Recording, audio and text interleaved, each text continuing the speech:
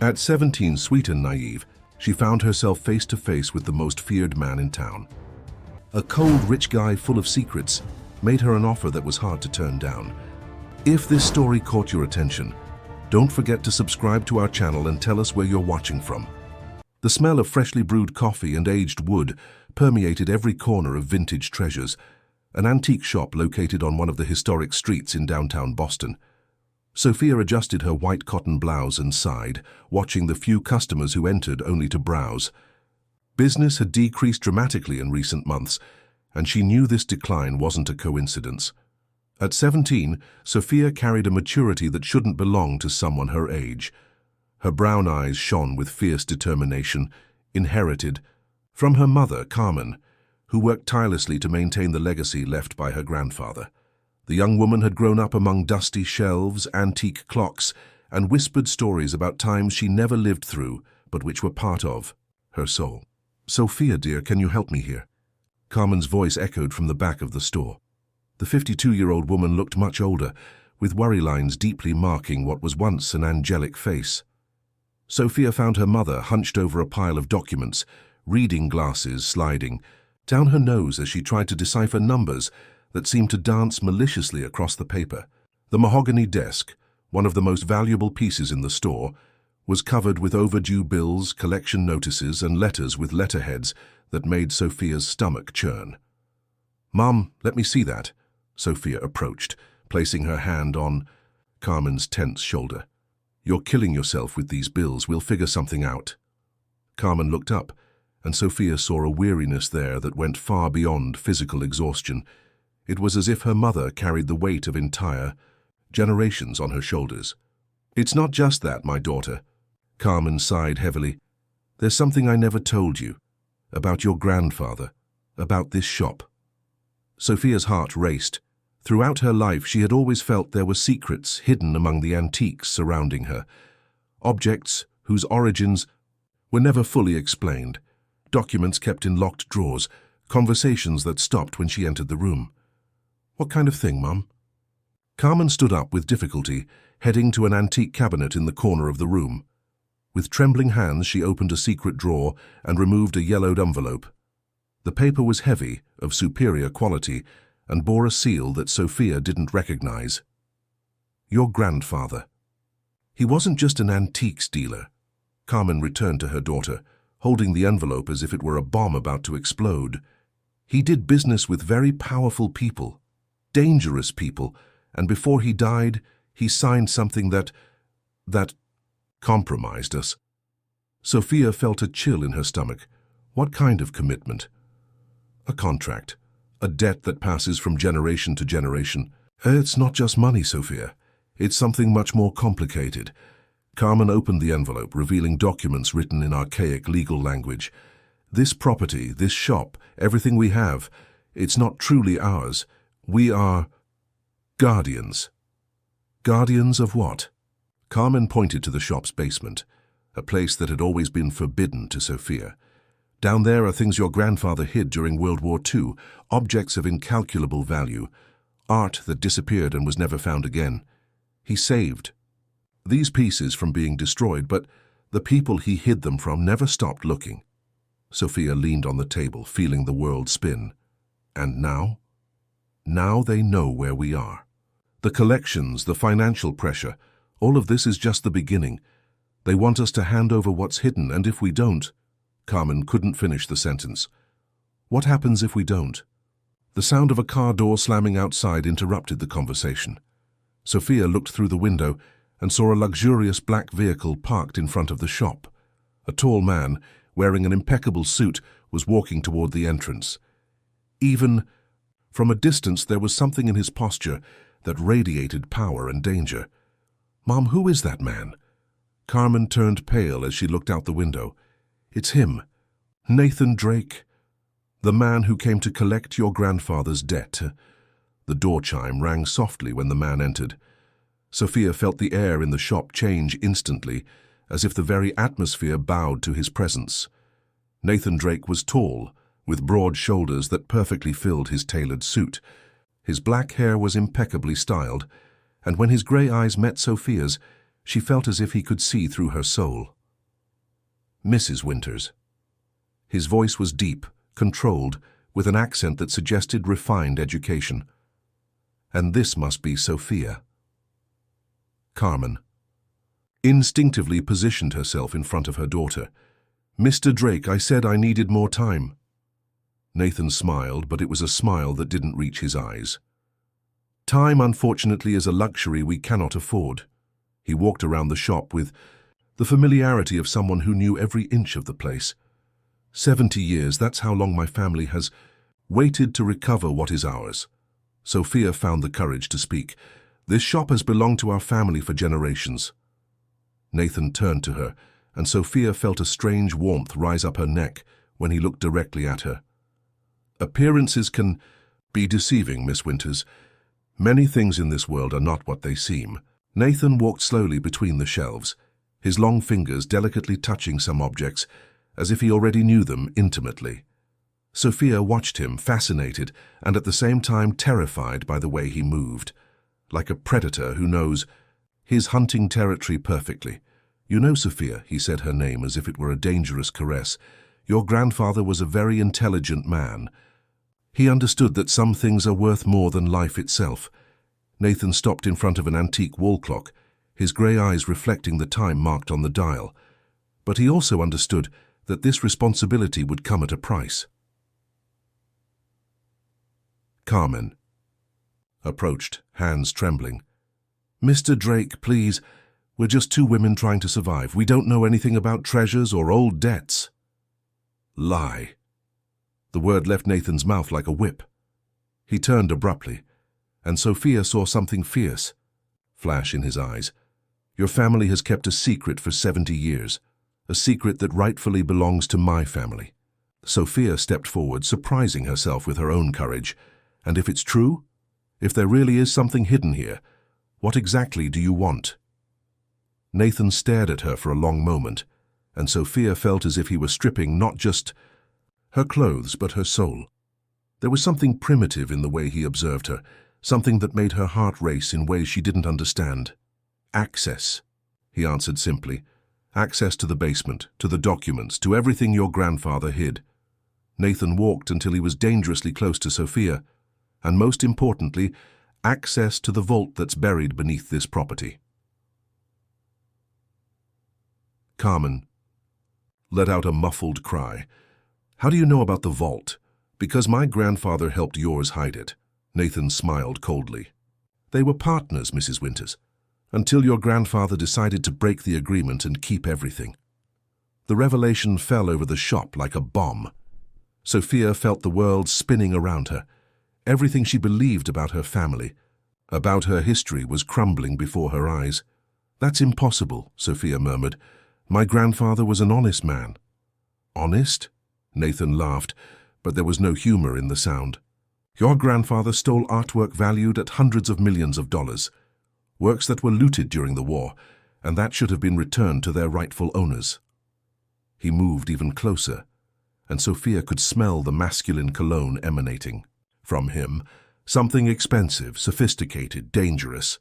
"Works that my family risked everything to protect." "And what happens if we give you what you want?" Sophia asked, trying to keep her voice steady despite the tremor running through her.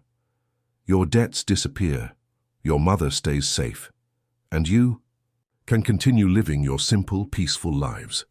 Nathan stopped so close that Sophia could see the small scars that marked his hands. "But if you refuse—" "What?" Sophia challenged. "You'll hurt us? Threaten us?" Nathan studied her face for what seemed like an eternity. "No, Sophia, I won't touch you, but there are other people interested in this treasure, people who don't have my civility." As if summoned by his words, the sound of motorcycles roaring outside filled the silence. Sophia ran to the window and saw 3 men standing on the sidewalk, all wearing leather jackets and helmets. They did nothing but stand there, but their mere presence was a clear threat. "Who are they?" Sophia whispered. "People who believe the negotiation has lasted long enough." Nathan approached behind her, his presence warming Sophia's back in a disturbing way. "People who prefer more direct methods." Carmen collapsed into a chair, bringing her hands to her face. I knew this day would come. I always knew. Sophia turned to face Nathan, finding herself practically pressed against him. The proximity was suffocating and at the same time magnetic. Is there any other option? Some way to resolve this without handing over what's hidden? Nathan tilted his head, studying her with an intensity that made Sophia feel naked. Interesting. Most people would just beg for mercy, but you want to negotiate. I'm just trying to protect my family. And I respect that. Nathan raised his hand, and for a moment, Sophia thought he was going to touch her. Instead, he merely pushed away a strand of hair that had fallen over her face. The gesture was gentle, but there was something possessive about it. There is an alternative. What? You. The word came out as a whisper. You can come with me. One night. Just one night. Nathan stepped back slightly, but his eyes remained locked on hers. In exchange, I'll pay all your family's debts, ensure your mother's safety, and you can keep the shop and everything in it. Sophia felt her blood freeze in her veins. You're offering me money to sleep with you. I'm offering a solution that benefits us both. Nathan showed no embarrassment. You intrigue me, Sophia Winters, and it's been a long time since anything has intrigued me. That's disgusting, Sophia exploded. You can't just buy people. I can, and I do it regularly. Nathan turned to Carmen. Mrs. Winters, your daughter has 24 hours to decide. Either she accepts my proposal or I let my competitors take over this negotiation. He walked toward the door but stopped before leaving. Oh, and Sophia. She glared at him with hatred. It's not just a night in bed. It's an entire night with me. In my home. Under my rules. His smile was both promising and threatening. You might discover that you'll enjoy it more than you imagine. The door closed behind him with a definitive sound, leaving mother and daughter alone with the weight of an impossible decision. The silence that followed Nathan's departure was deafening.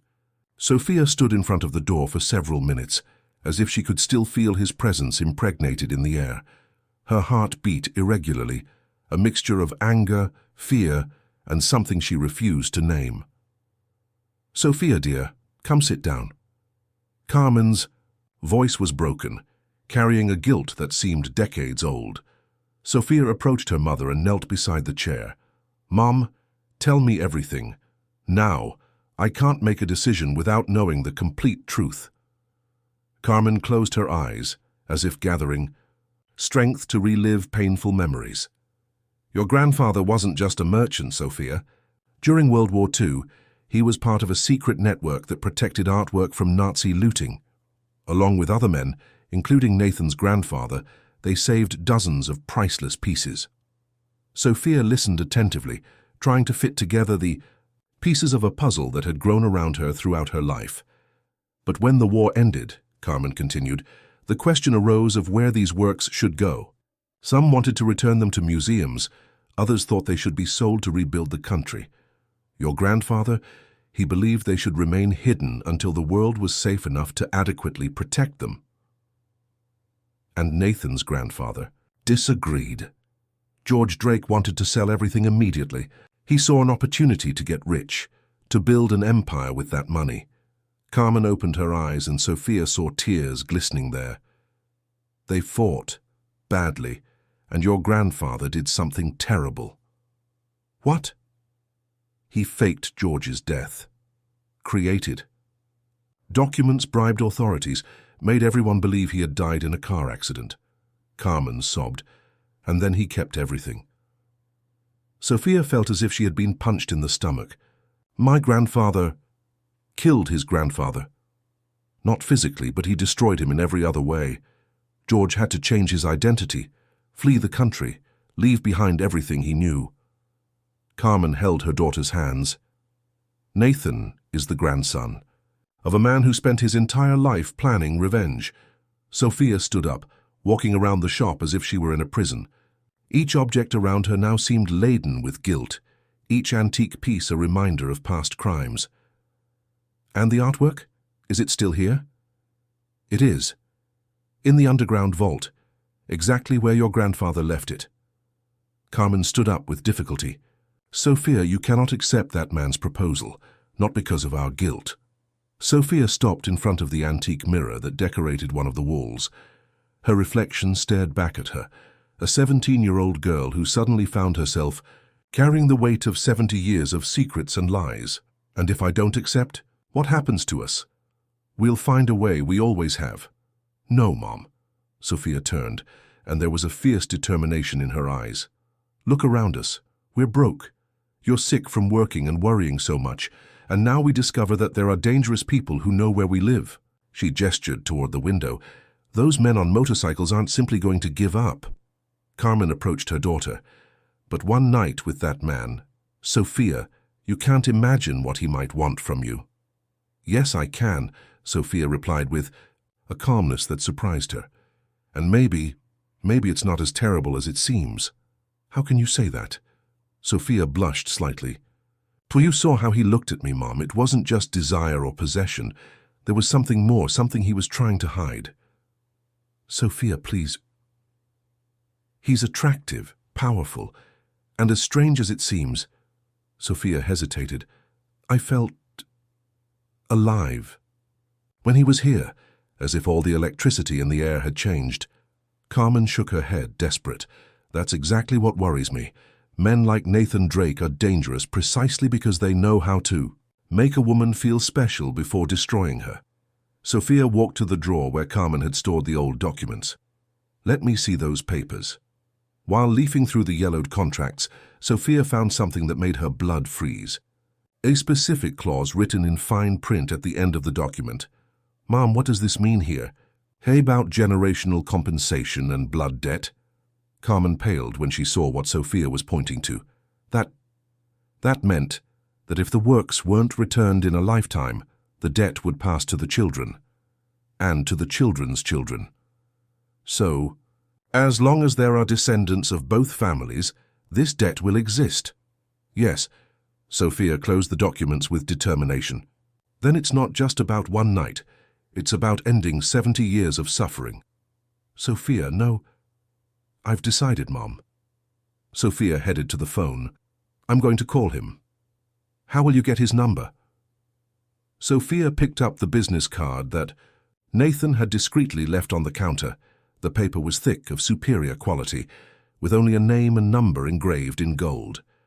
With slightly trembling hands, she dialed. The phone rang only twice before being answered. I knew you would call. Nathan's voice came through the device like a dangerous caress. How? Sophia tried to keep her voice steady. Because you're intelligent and brave. Two qualities I admire. There was a pause. What's your decision? Sophia looked at her mother, who watched her with tears in her eyes. I accept your proposal, but I have conditions. Interesting. Which ones? I want a written contract. All debts paid before I go to your home. And a guarantee that my mother will be safe while I'm with you. Nathan laughed, and the sound sent shivers down Sophia's spine. I see I underestimated you, Miss Winters. Very well. Everything will be as you asked.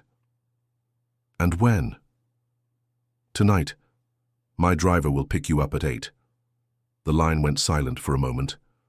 Sophia. Yes? Don't worry about clothes. I'll take care of everything. The call ended. Sophia stood holding the silent phone, knowing she had just changed the course of her life forever. The hours that followed passed in a blur. Sophia found herself in a strange mixture of determination and panic, mentally organizing everything she needed to do before destiny knocked on her door at 8 o'clock. Carmen hadn't stopped crying since the call.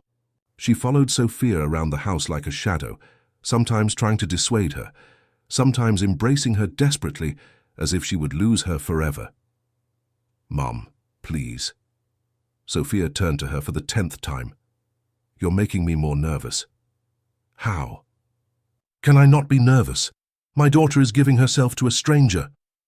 It's not quite like that. Sophia tried to sound more confident than she felt. It's an agreement, a business deal. Business? Carmen let out a bitter laugh. Sophia, men like Nathan Drake don't make simple deals. They collect people, especially young, beautiful women. Sophia stopped in front of the small bathroom mirror, studying her own reflection. She had always considered herself ordinary, brown, hair that never completely obeyed, eyes too large for her face, a body that still retained traces of adolescence. What would a man like Nathan see in her? Maybe that's exactly what he wants, Sophia murmured. Someone ordinary, someone real. At 7 o'clock, a delivery person arrived with an elegant package. Sophia signed the receipt with trembling hands and took the box to her room. Inside, she found a dress that literally took her breath away. It was black, made of a fabric that seemed to float between her fingers like water. The cut was elegant but daring, with a neckline that suggested more than it showed, and a skirt that would perfectly embrace her curves.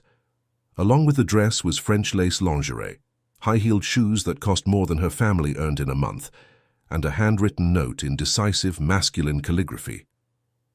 "So you feel as beautiful as you are in." Sophia sat on the bed holding the note. The words were simple, but there was something in the firm handwriting and the careful choice of each item that made her realize Nathan had thought a lot about this moment. "He has good taste," admitted Carmen, appearing at the bedroom door. "He does?" Sophia stood up, holding the dress against her body. "Mom, if something goes wrong—" "Nothing will go wrong." Carmen approached, her hands trembling as she helped Sophia dress. "You are strong, stronger than I ever was. And if that man tries to hurt you in any way, you fight, you run, you do whatever it takes to come home." When Sophia looked in the mirror after dressing, she barely recognized the person staring back at her. The dress had transformed her young silhouette into something sophisticated and sensual. The shoes made her seem taller, more confident. And the lingerie, well, the lingerie made her feel powerful in a way she had never experienced.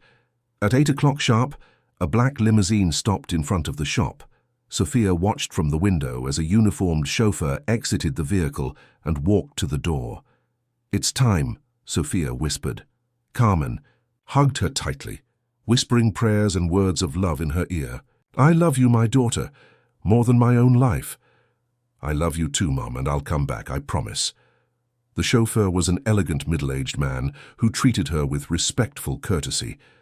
He opened the rear door of the limousine, and Sophia entered a world she had never imagined.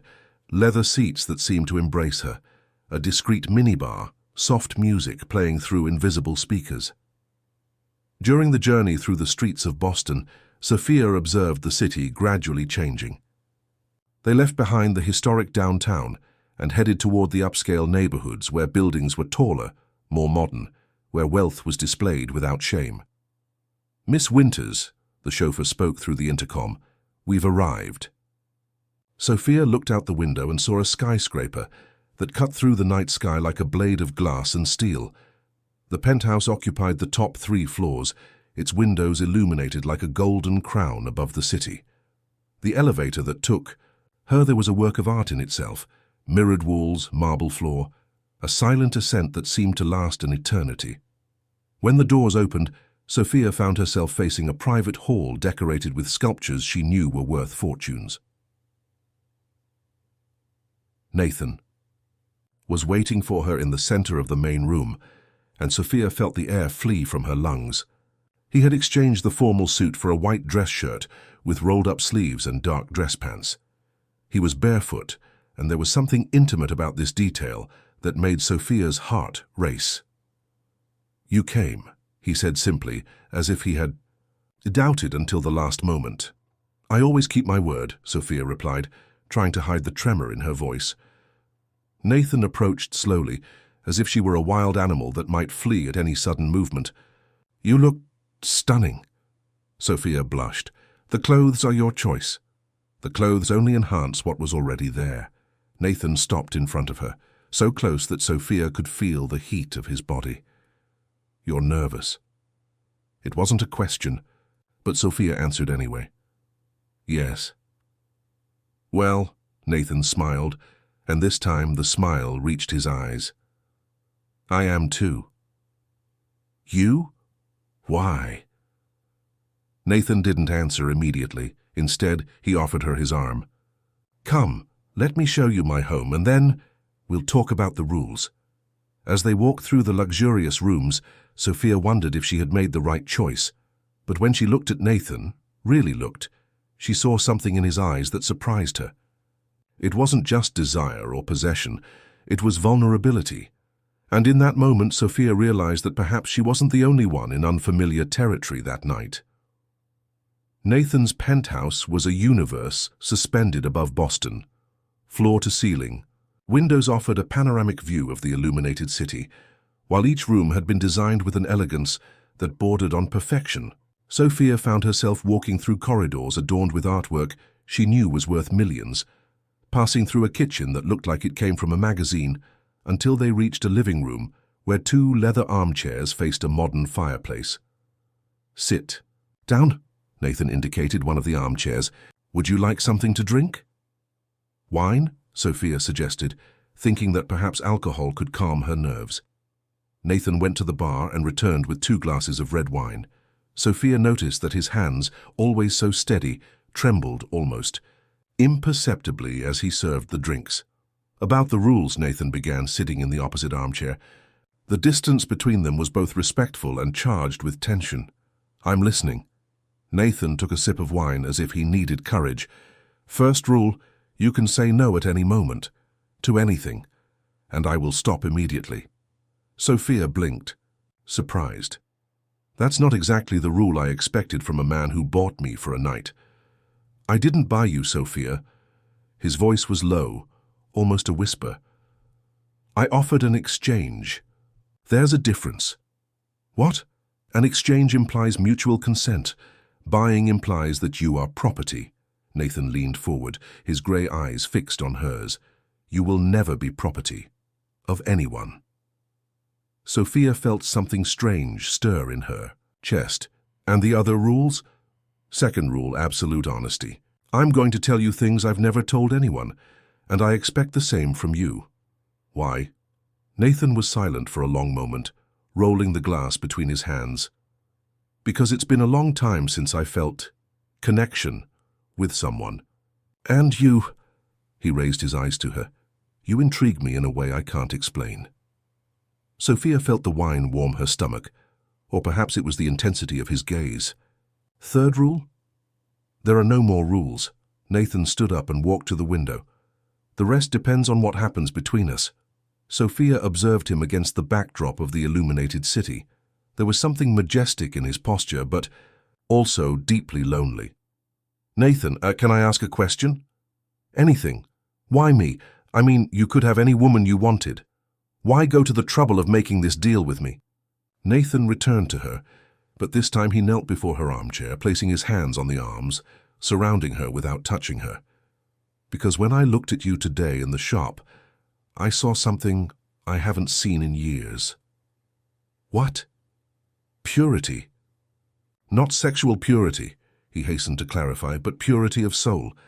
You still believe people can be good, that the world can be just, that love can exist without pain." Nathan tilted his head. "I wanted to remember what that's like." Sophia instinctively extended her hand, touching his face. Nathan closed, his eyes at the contact, as if it were the first caress he had received in years. "What happened to you?" she whispered. Nathan opened his eyes, and Sophia saw a pain so deep that she felt like crying. "Do you really want to know?" "Yes." Nathan moved away, walking back to the window. "I was 8 years old when I was kidnapped. I was the only child of a wealthy family, an obvious target."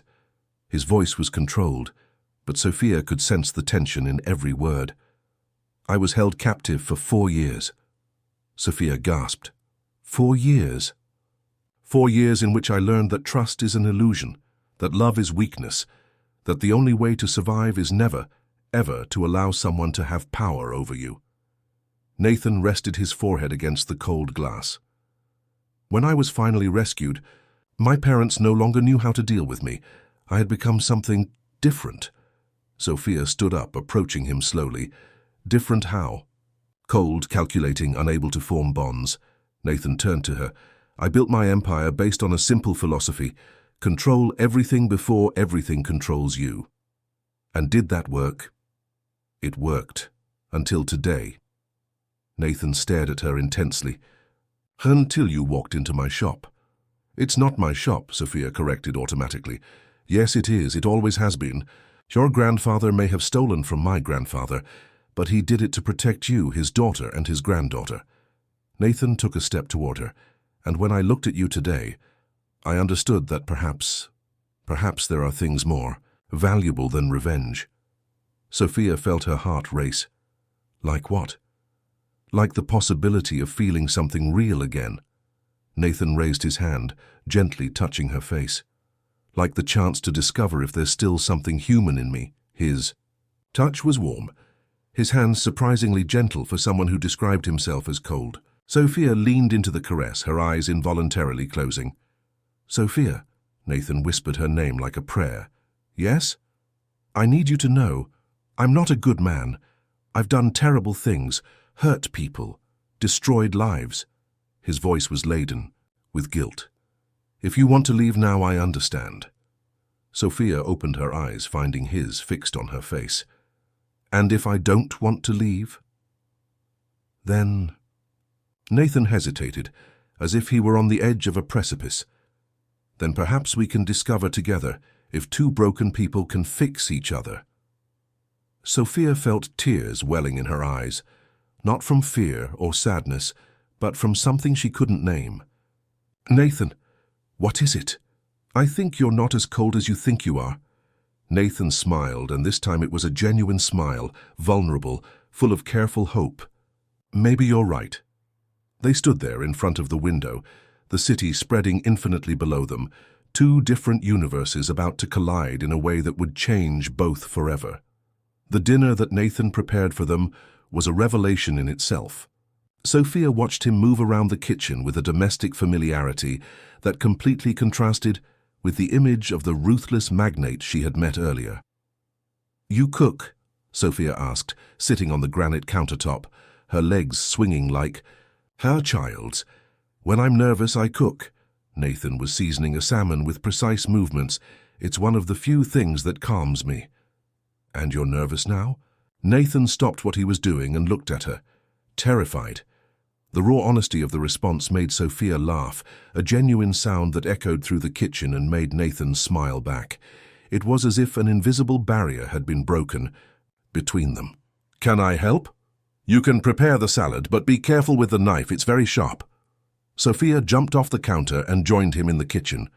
They worked in companionable silence, their bodies occasionally bumping into each other, each casual touch sending small electric shocks through Sophia's skin. She noticed that Nathan felt it too, by the way he paused whenever their arms touched, as if savoring each contact. Sophia, Nathan said while seasoning the salad, I need you to know something. What? This isn't typical for me. Cooking for someone. Talking like this. He gestured vaguely between them. I usually don't relate in this way. How do you normally relate? Nathan hesitated, clearly uncomfortable. In a more functional way, without emotional involvement. Sophia stopped cutting the tomatoes. Are you saying you've never had a real relationship? I'm saying I've made it a point of honor never to have one. Nathan turned to her. Until today. Dinner transpired in an intimate atmosphere that surprised them both. They talked about books, music, childhood dreams. Sophia discovered that Nathan secretly read poetry and played the piano when he couldn't sleep. Nathan discovered that Sophia dreamed of traveling the world, visiting the places where the antiques she grew up surrounded by came from. If you could go anywhere, Nathan asked, pouring more wine, where would you go? Paris. I've always wanted to see the Louvre, walk the streets where artists created their works. Sophia sighed. And you? Anywhere with you. The answer came out before Nathan could think, and he immediately blushed. I'm sorry, that was beautiful. Sophia completed, feeling warmth spread through her chest. After dinner, Nathan took her to the terrace. The night breeze of Boston played with Sophia's hair as she leaned against the balustrade, watching the illuminated city stretch to the horizon. It's Amazing, she murmured. Seeing the city from this height, it's like being God for a moment. Nathan positioned himself behind her, his hands lightly touching her shoulders. Sometimes I come up here just to remember there's a world beyond business, beyond control. Sophia turned within his arms, facing him. The proximity was intoxicating, the heat of his body mixing with the cool night breeze. Nathan, she whispered, what happens after tonight? I don't know. His honesty was brutal. I didn't plan beyond tonight. And now? Nathan raised his hands, framing her face. Now I want more, much more. His thumbs caressed Sophia's cheeks. But I don't know if I can give you what you deserve. And what do you think I deserve? Everything. Love without conditions. Security, a man who doesn't carry so much darkness. Nathan leaned until their foreheads touched. A better man than me. Sophia closed her eyes, breathing in his scent mixed with the night air. What if I say, I don't want another man? Sophia. What if I say your darkness doesn't scare me? That maybe I can be the light you're looking for. Nathan groaned softly, as if she had touched an open wound. You don't know what you're saying. Yes, I do. Sophia opened her eyes, meeting his. I know because I feel something for you that I've never felt for anyone, something that goes far beyond physical attraction. What? Recognition. Sophia smiled sadly. As if my soul recognized yours. As if we'd been looking for each other for lifetimes. Nathan released a shaky breath. Sophia, if you knew the things I've done. Tell me. No. Why? Because you'll run away from me. And Nathan closed his eyes. I couldn't bear that. Sophia moved closer, their bodies now completely touching. Nathan, look at me. He obeyed, and Sophia saw fear in his eyes. Real, visceral fear. I won't run away, she promised. No. Matter what you tell me, no matter how dark your past is, how can you be sure? Because I've already seen who you really are. Sophia touched his chest, feeling his racing heart. I saw it when you established rules to protect me. I saw it when you cooked for me because you were nervous. I saw it. When you look at me as if I were the most precious thing in the world. Nathan placed his hand over hers. You are. You are the most precious thing in my world, and we've known each other for less than 12 hours. Does that scare you? Terrifies me. Sophia rose on her tiptoes, bringing her face closer to his. Me too. It was Nathan who closed the distance between them, his lips finding hers in a kiss that began tender and gradually deepened. Sophia felt as if she were on fire, each of his touches awakening sensations she didn't know existed. When they separated, both were breathing heavily. Sophia, Nathan whispered against her lips. Are you sure? She answered by pulling him into another kiss, more intense this time, her hands tangling in his hair. When they pulled apart again, there was a new determination in Sophia's eyes. Take me to your room, she asked. And show me who you really are. Nathan's phone rang at that exact moment, the cutting sound breaking the magic of the moment. He initially ignored it, but the device continued to ring insistently. Answer it, Sophia whispered. It might be important. Nathan checked the screen and his expression changed. Instantly. It's my assistant. He only calls at this hour if it's an emergency. Sophia felt a chill in her stomach when Nathan answered the call, and his face transformed into a mask of controlled fury. When? He asked dryly. Where? A pause. No, don't get close. Keep your distance and inform me of everything. He hung up and turned to Sophia, his eyes now hard as steel. What happened? She asked, though she feared the answer.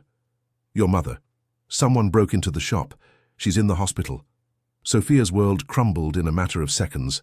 The elegant dress, the wine, the kisses, everything turned to smoke in the face of the brutal reality that had just hit her like a punch to the stomach. My mother. Sophia tried to speak, but the words came out only as a strangled whisper. I need to go to the hospital. Nathan was already in motion, pulling out his phone again. "Marcus, prepare the car, now." He hung up and turned to Sophia, who was visibly in shock. "Let's go, I'll take you." "No, you don't have to." Sophia tried to protest, but her legs were shaking so much she could barely stand. "Sophia, look at me." Nathan held her face firmly. "Breathe. Your mother will be fine. We'll get there and find out exactly what happened." "What if she's—" Sophia couldn't finish the sentence. "She won't be. I won't allow it."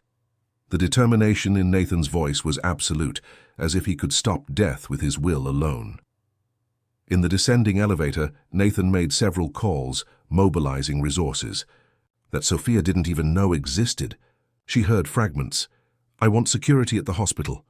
All information about what happened. Find who did this." "Do you think this has to do with us?" Sophia asked, her voice small and frightened. Nathan hesitated only a second before answering. "I don't know, but we'll find out." The journey to the hospital was a blur of city lights passing by the limousine window. Nathan held Sophia's hand, their fingers intertwined, offering an anchor of stability in the midst of the chaos. Her life had become. "I shouldn't have come," Sophia murmured. "I should have stayed with her." "No," Nathan squeezed her hand. "This is not your fault. If anyone is to blame, it's me." "Why?" "Because my world is dangerous, Sophia, and I brought you into it." Nathan looked out the window. "I should have known this could happen." When they arrived at Massachusetts General Hospital, Nathan had already called to ensure Carmen received the best possible care. Sophia ran through the corridors, her high heels echoing on the polished floor, Nathan right behind her. "Carmen Winters," Sophia gasped at the reception. "Surgical Center, 10th floor," the receptionist informed, clearly already instructed about the situation. In the elevator, Sophia finally collapsed. The tears she had held back since the call began to fall in silent torrents. Nathan pulled her into his arms, and she allowed herself to break for a moment, absorbing the strength and warmth he offered. "She's all I have," Sophia sobbed against his chest. "If I lose her, you won't lose her." Nathan stroked her hair. "I promise." On the 10th floor, a doctor in a white coat was waiting for them. Dr. Thompson, according to his identification, was a 50-year-old man with the serious expression of someone who dealt with emergencies. "Miss Winters," he addressed Sophia, "your mother suffered a head trauma, but she's stable. She was lucky. It could have been much worse." "What exactly happened?" Nathan asked, his tone making it clear he was accustomed to getting answers. "Apparently there was a break-in at the shop. Your mother was found unconscious among the debris. A neighbor heard the noise and called an ambulance. Was she assaulted?" Sophia asked, trembling. "It seems she fell and hit her head while trying to escape. There are no signs of direct physical aggression." The doctor consulted his notes. "She should wake up in the next few hours. I'll take you to see her." Carmen was pale against the white hospital sheets, a bandage covering part of her forehead. Monitors blinked beside her, the rhythmic sound of heartbeats filling the silence. Sophia approached the bed, holding her mother's cold hand.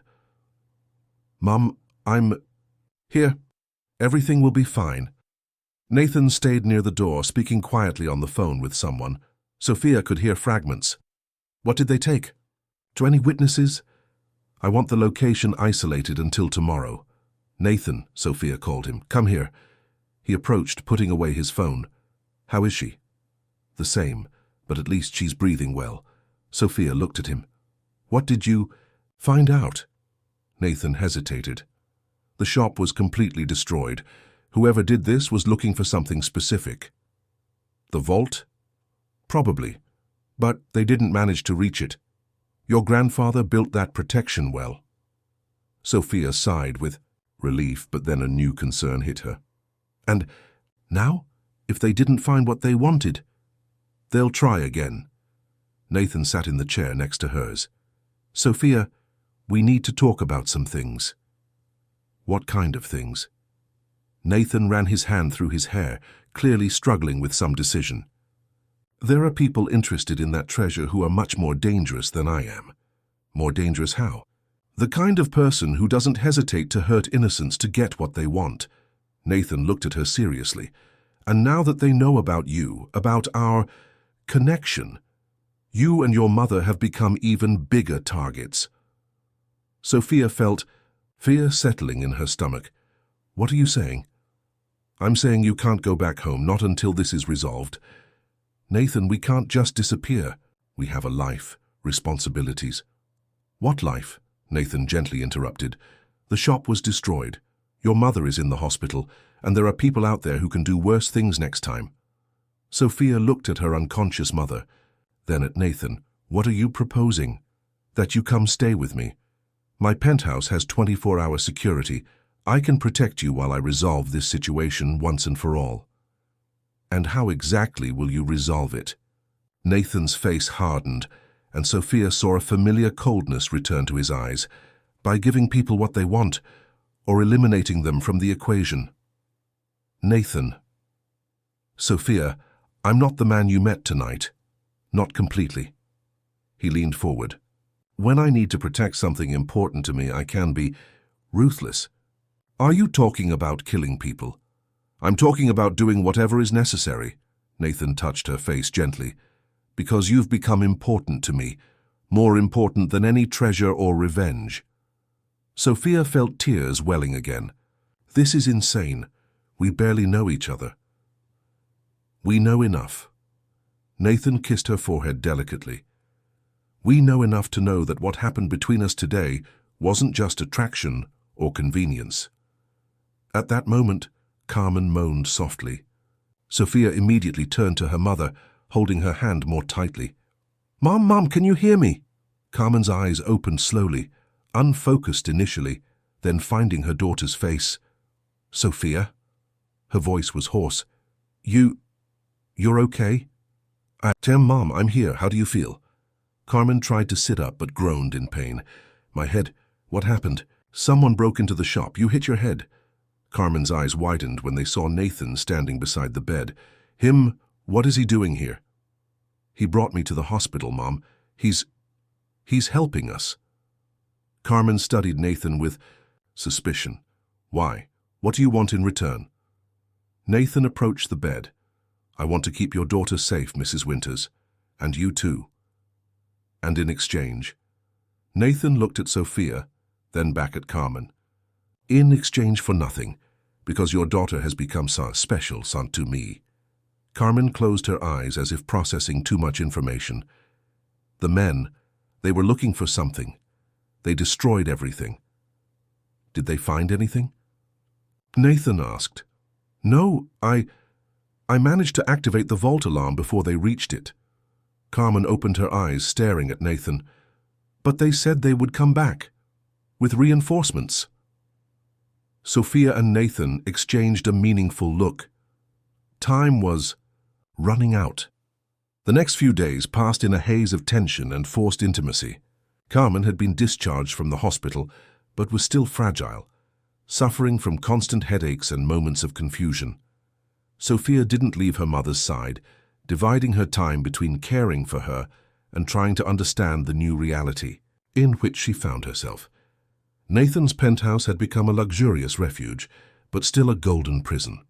Discreet security guards watched every entrance, cameras monitored every movement, and Sophia felt like a rare bird in a golden cage. This can't continue forever, Sophia said to Nathan one morning, as she observed the city through the bulletproof windows. Carmen was sleeping in the guest room, finally resting without pain after the new medications.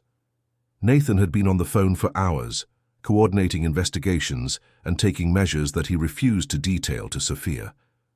When he finally hung up, she saw fatigue marking his face. It can continue as long as necessary, he replied, approaching her. And how long is that? A week? A month? A year? Sophia turned to face him. Nathan, we can't live like this. Hidden. Dependent on you. Why not? You and your mother are safe here. You have everything you need. Except freedom. Sophia crossed her arms. Except dignity.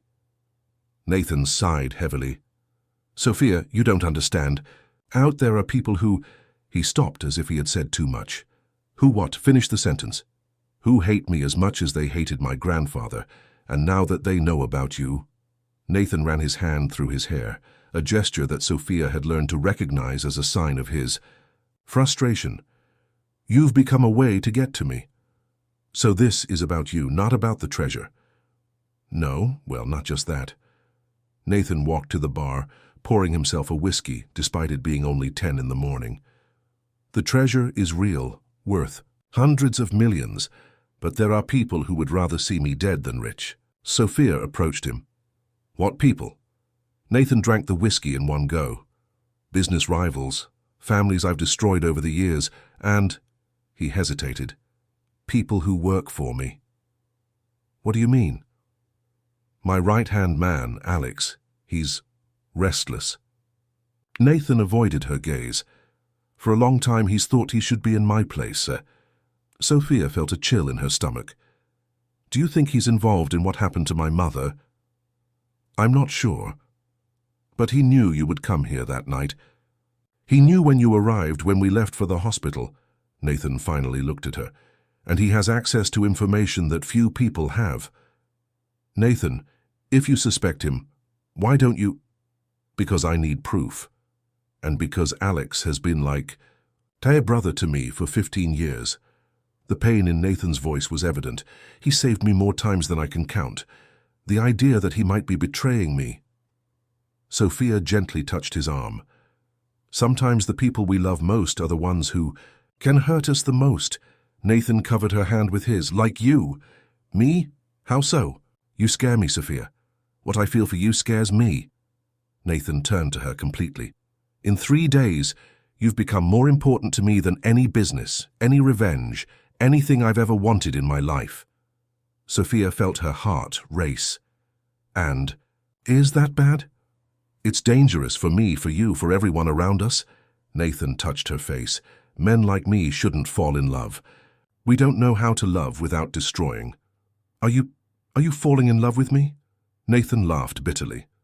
"I've already fallen in love, Sophia, completely, irrevocably." He kissed her forehead. "And it's going to kill us." Before Sophia could respond, Nathan's phone rang. He looked at the screen and his face hardened. "Alex," he answered, putting it on speakerphone. "Nathan, I need to talk to you. Urgent." The voice coming from the phone was tense. "I'm busy." "It's about the girl, and about the men who attacked the shop." Sophia and Nathan looked at each other. "What about them?" "I have information you need to hear, but not over the phone." "Then come here." "I can't. I'm being followed." There was a pause. "Nathan, I think someone in our organization is passing information." Nathan clenched his fists. "Where do you want to meet?"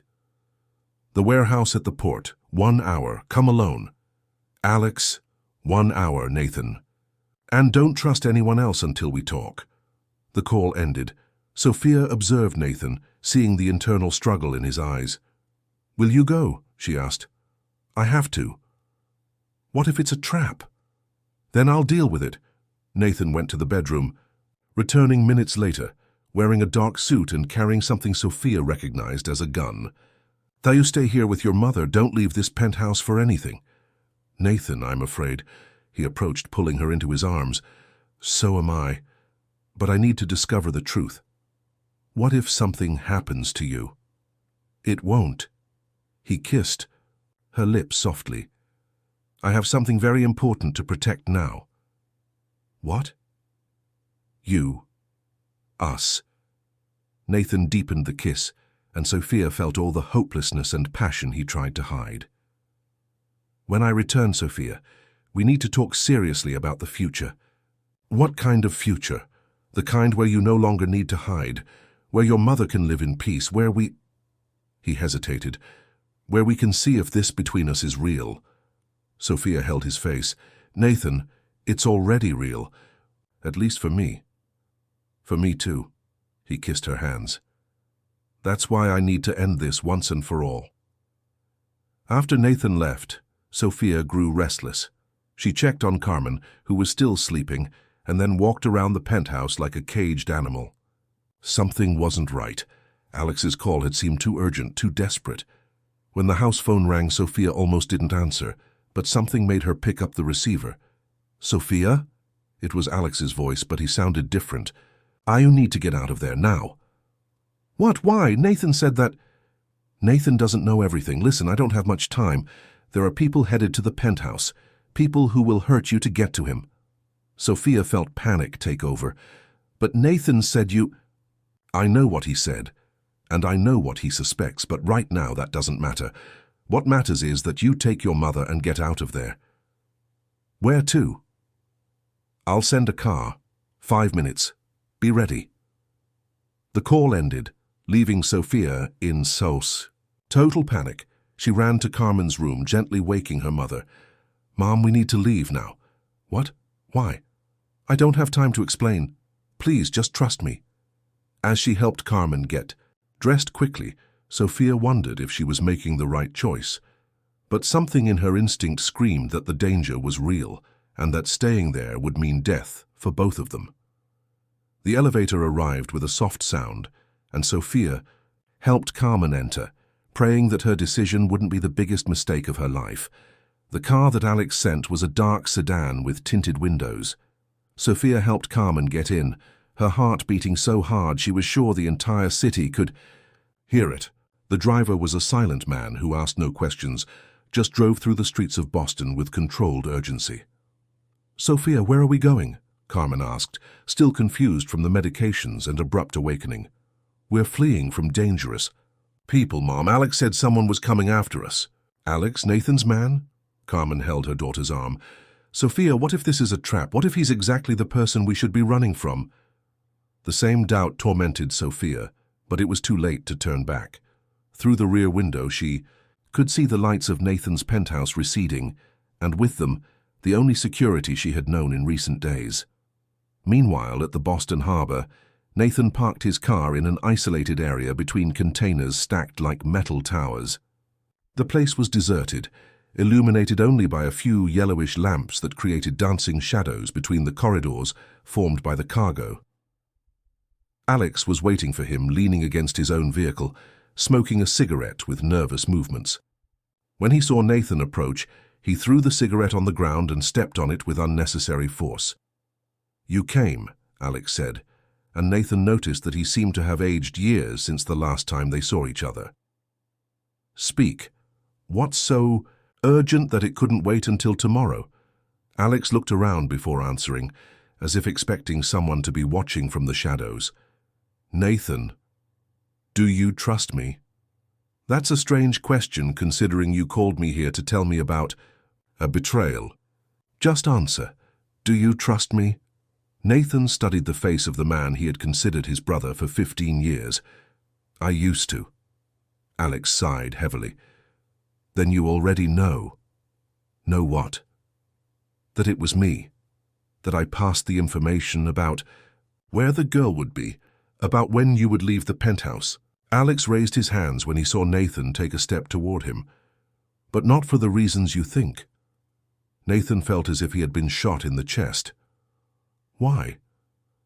"Because I discovered something about you, about your family, that changes everything." Alex pulled an envelope from the inside pocket of his jacket. "How well do you know your grandfather's story?" "I know it. He was betrayed and robbed by Sophia's grandfather. That's the version they told you, but it's not the complete truth." Alex extended the envelope. "Your grandfather. He wasn't who you think he was."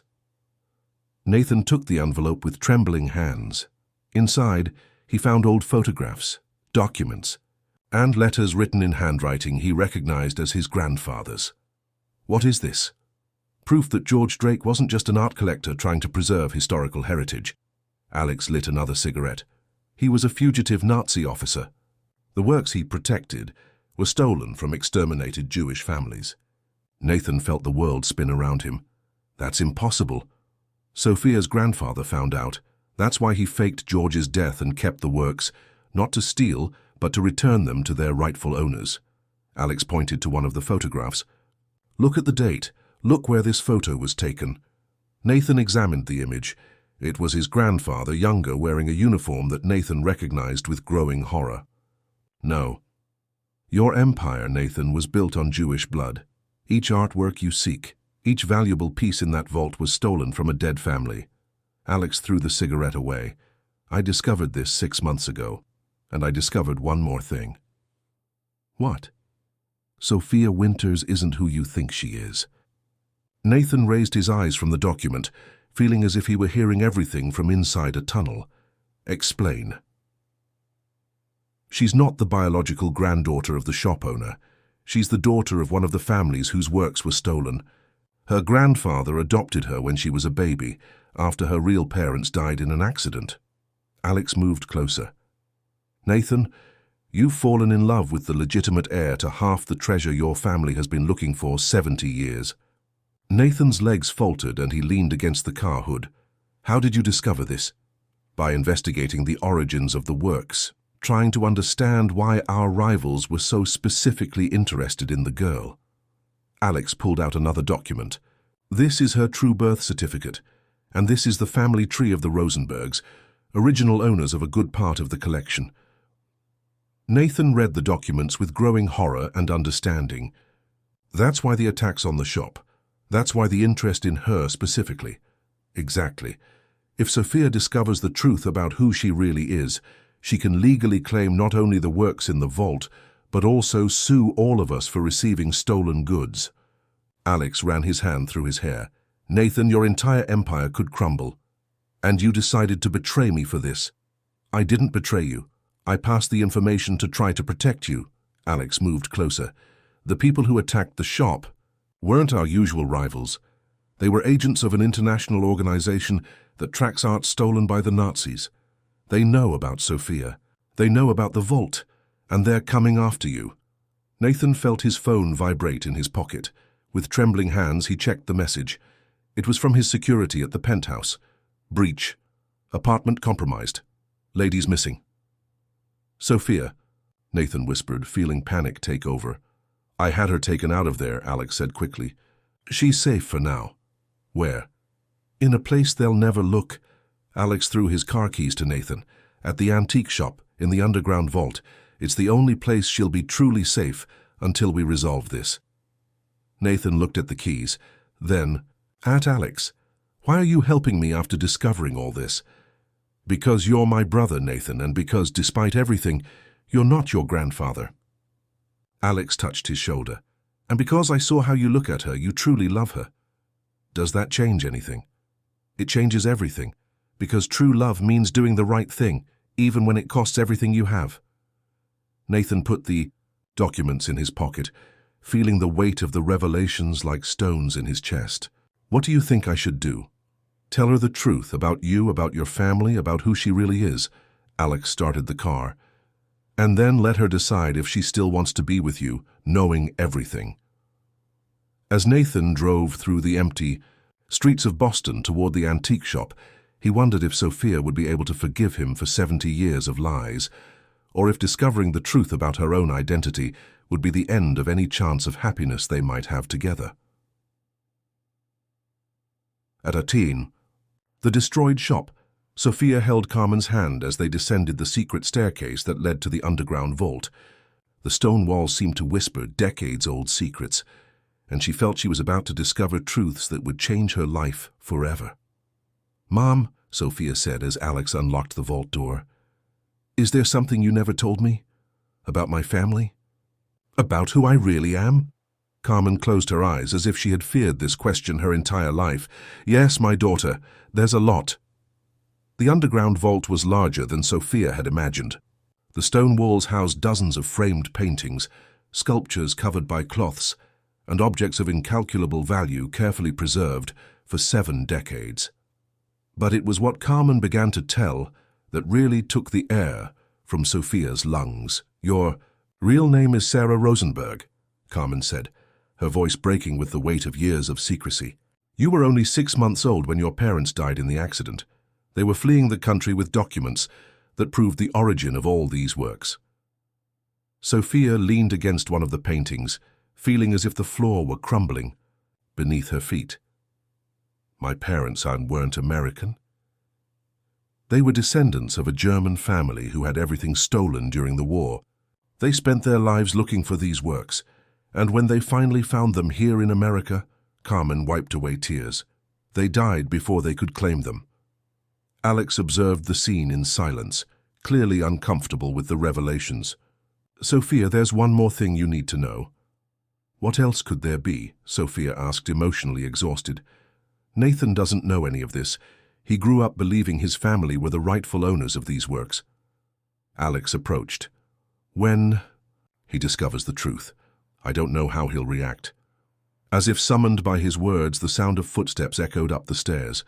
Sophia looked up and saw Nathan slowly descending, an envelope in his hands and a devastated expression on his face. He already discovered it, Sophia whispered, recognizing the pain in his eyes. Nathan stopped a few meters away, as if he didn't know if he had the right to approach. Sophia, did you know? She turned to face him completely. Did you know who I was when you brought me to your home? No, I swear I didn't know. Nathan extended the envelope toward her. I found out an hour ago. Alex showed me the documents. Sophia took the envelope with trembling hands and read the papers that documented not only her true identity, but also the crimes of Nathan's grandfather. Each word was like a stab, revealing a horror story that had shaped their lives without them knowing. Your grandfather, Sophia began, but the words died in her throat. Was a monster, Nathan completed for her, and I built my entire life on his lies. The silence that followed was heavy as lead. Sophia looked around the vault, now seeing not treasures but memories of destroyed families, lost lives, stories that would never be told. So everything we had was based on a lie, Sophia finally said. No. Nathan took a step toward her. What we felt for each other wasn't a lie. What happened between us was real. How can I be sure? How can I trust you after all this? Nathan took something from his pocket. The keys to all his cars, credit cards, business documents. He placed everything on the floor between them. Because I'm giving everything to you. Every company, every property, every cent I have. Nathan knelt before her. Because I realized none of it is worth anything without you. Nathan, I don't want your money. I know, that's exactly why you should have it. Nathan looked at the works around them. Help me return all of this to the rightful owners. Help me fix 70 years of mistakes. Sophia felt tears welling, a mixture of pain, anger, and something she didn't want to admit she still felt for him. Why would I do that? Because you love me. Nathan slowly stood up. And because I love you. More than my own life. Because together we can transform this horror story into something beautiful. And afterward, after we return everything, after your empire crumbles, what will be left? Nathan smiled, and it was a sad but hopeful smile. Us, if you want. Two broken people who found each other in the midst of chaos and discovered they can heal each other. Sophia looked at Carmen, who was nodding encouragingly, then at Alex, who was watching with an anxious expression. Finally, her eyes returned to Nathan. Do you have any idea what you're offering? You'll lose everything. I've already lost everything that mattered once when I was a child, and I survived. Nathan extended his hand to her. But I don't know if I would survive losing you. Sophia looked at the extended hand, knowing that this choice would define not just her future, but who she would become. She could feel the weight of history on her shoulders, the legacy of pain that had shaped their families. But she could also feel something stronger. Love. True love, complicated, that had been born in the midst of darkness and refused to die. If we do this, Sophia said, still not touching his hand, I have conditions. Anything. First, total transparency. No secrets, no lies, even if the truth hurts. I accept. Second, we'll do this the right way. Find each family, each descendant, restore everything, even if it takes years. I accept. Third, you'll go to therapy, and so will I. We both have a lot of trauma to resolve. Nathan laughed genuinely for the first time in days. I accept. Sophia finally took his hand, feeling the familiarity of the touch she had learned to love. Fourth condition, you'll propose to me properly. No business agreements or contracts, a real proposal. Sophia Winters, Nathan knelt again, this time with a smile that reached his eyes. Or Sarah Rosenberg, or whatever name you choose to be. Will you marry me? Will you build a life with me based on truth, love, and the hope that we can be better than our ancestors?